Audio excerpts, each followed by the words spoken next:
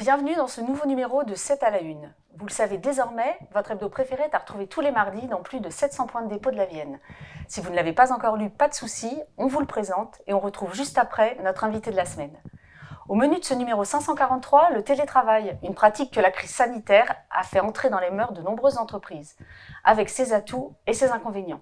Le fonctionnement qui s'est imposé en temps de crise peut-il ou doit-il perdurer? Qu'est-ce que cette expérience a changé dans nos façons de travailler, sachant par ailleurs que tous les métiers ne sont pas télétravaillables? Damien de Carvalho, chercheur en sciences de gestion à l'IAE de Poitiers, a longuement étudié la question et nous aide à décrypter cette évolution. Selon certaines estimations, la France devrait compter 33% de télétravailleurs en 2022. Ce nouveau numéro est également l'occasion d'évoquer un autre usage des écrans, en l'occurrence l'e-sport. Depuis plusieurs années, Poitiers se positionne dans l'écosystème du jeu vidéo en accueillant des compétitions. Mais la ville s'apprête à franchir un nouveau palier à la rentrée 2022. L'Université de Poitiers, en partenariat avec celle de Paris, va accueillir la première formation de manager d'équipe e-sport. Il y sera question de performance, bien sûr, mais aussi de contrôle des émotions, de risques musculo-squelettiques et bien d'autres problématiques liées à la pratique du jeu vidéo, que ce soit par les gamers ou les personnes âgées. Le congé de présence parentale a été étendu de 310 à 620 jours. Mais la nouvelle est passée quasi inaperçue. Et pour cause, ce dispositif qui offre aux parents la possibilité de s'occuper d'un enfant atteint d'une maladie grave, d'un handicap ou victime d'un accident est assez méconnu. Magali et son mari l'ont découvert par hasard. Grâce à ce congé spécifique, elle a pu rester plusieurs mois auprès de leur fils, né avec une pathologie cardiaque. Son employeur n'a rien eu à verser et elle-même a touché une allocation journalière. Enfin, ce n'est pas une première, ni un scoop, Noël approche à grands pas. Vous trouverez dans ce numéro un premier dossier fait, avec quelques idées de sorties et de cadeaux.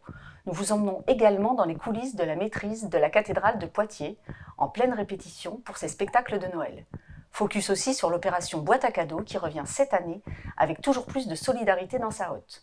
L'an dernier, 6200 boîtes avaient été collectées pour ensuite être distribuées à des personnes dans le besoin. L'objectif cette année est fixé à 10 000 boîtes. Il vous reste jusqu'à samedi pour participer. Passons désormais à notre info de la semaine, la vaccination et la crise Covid. La reprise épidémique inquiète et les annonces jeudi dernier du ministre de la Santé Olivier Véran ont semble-t-il chamboulé l'organisation de la vaccination en place dans la Vienne. Pour en parler, nous recevons la préfète de la Vienne, Chantal Castelnau.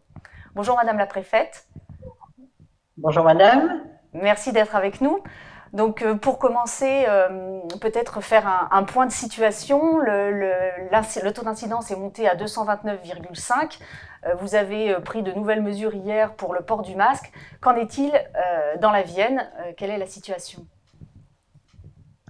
Alors je n'ai pas encore les chiffres d'aujourd'hui mardi.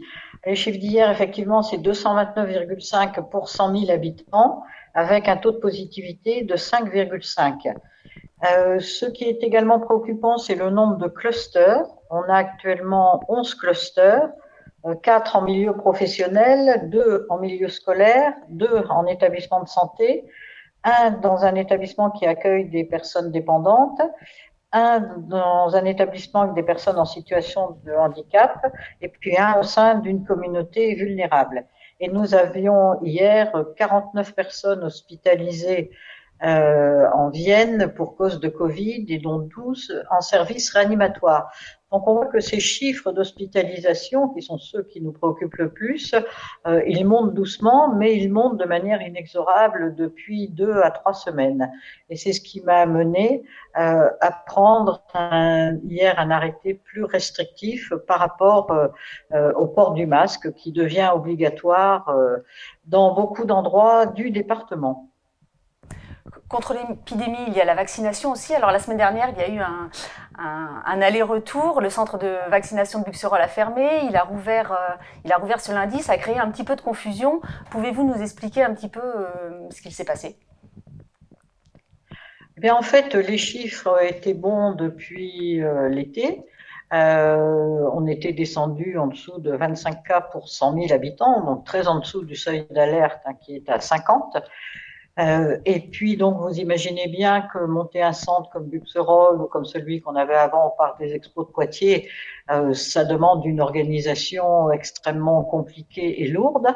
Donc, on avait eu consigne de désactiver progressivement les centres au fur et à mesure que la médecine de ville prenez le relais, c'est-à-dire que les médecins peuvent vacciner, les pharmaciens également. On a plus de 40 pharmacies dans le département qui jouent le jeu de la vaccination, les infirmiers, les sages-femmes, enfin tout un tas d'intervenants médicaux ou paramédicaux peuvent procéder au vaccin. Et puis, donc on devait désactiver Buxerolles à la mi-semaine dernière. Et en fait, comme les chiffres de la pandémie se sont remis brutalement à repartir dans le mauvais sens, nous avons demandé aux pompiers qui arment ce centre de Buxerolles et à la communauté urbaine de Grand Poitiers, qui est propriétaire de la salle et que je remercie tous les deux par la même occasion de s'être remobilisés. On leur a dit ne continuez pas à démonter, au contraire, il faut remonter à pleine puissance.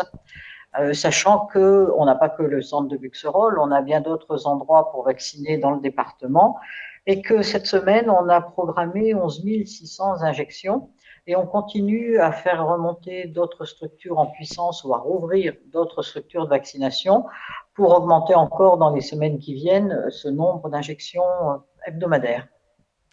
Les centres actuellement, il y a Lusignan, Montmorillon, Civray, donc Buxerolles qui vient de rouvrir. Vous parlez d'autres ouvertures, ce serait sur quelle commune? Est-ce que...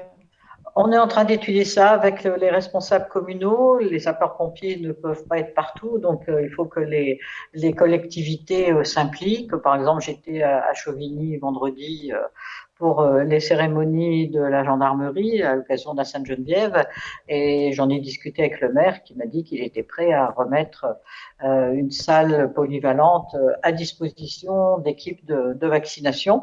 Après, il y a non seulement le fait, bon, les doses ne posent pas de problème, on les a, il faut trouver les personnes qui font les injections et surtout toutes les personnes qui s'occupent du suivi administratif pour les prises de rendez-vous et ensuite pour que le fait que vous ayez été vacciné arrive sur votre téléphone portable, pour faire simple.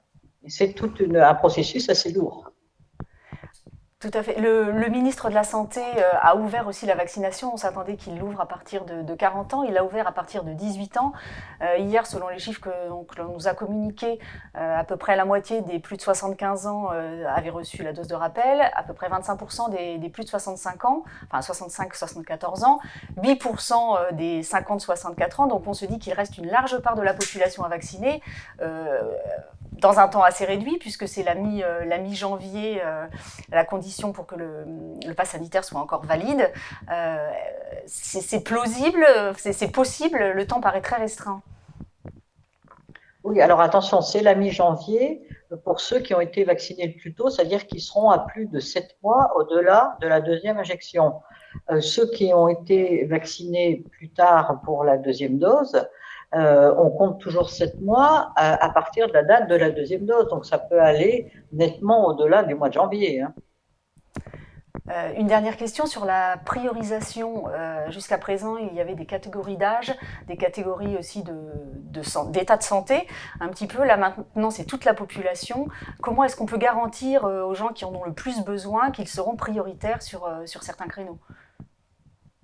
Sur les publics les plus fragiles, par exemple ceux qui sont en EHPAD, les injections se font directement à l'intérieur des EHPAD, donc ils n'ont pas à se déplacer.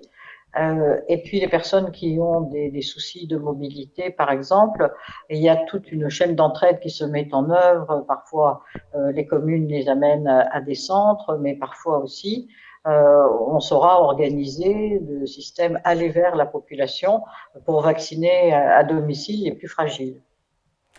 Pouvez-vous nous détailler un petit peu ce système aller vers? En quoi consiste-t-il?